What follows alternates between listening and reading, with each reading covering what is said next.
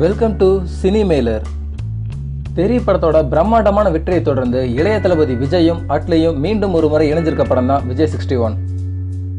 Sri Thenandal films பிரம்மாண்டமான பொருட்செலவுல உருவாக்கிட்டு வர்ற இந்த படத்துல ஒரு பெரிய நட்சத்திர பட்டாளமே இணைஞ்சிருக்கு.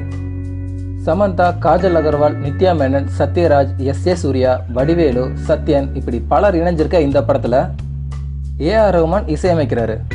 இதெல்லாம் ஒரு பக்கம் இருக்க, நம்ம இளைய தளபதி விஜய் முதல் முறையா 3 வேடங்கள்ல இந்த படத்துல நடிக்கிறாரு.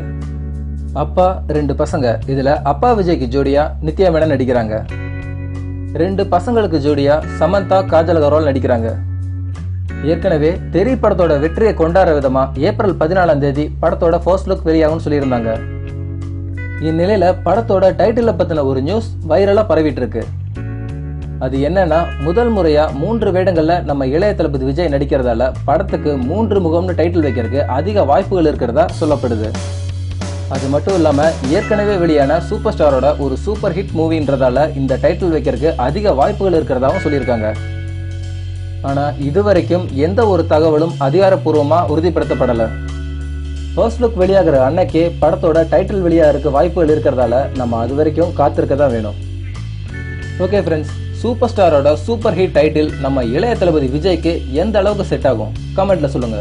இந்த வீடியோ பிடிச்சிருந்தா லைக் பண்ணுங்க, ஃப்ரெண்ட்ஸுக்கு ஷேர் பண்ணுங்க. செய்திகளை தொடர்ந்து தெரிஞ்சுக்க நம்ம சேனலை மறக்காம சப்ஸ்கிரைப் பண்ணுங்க. நன்றி.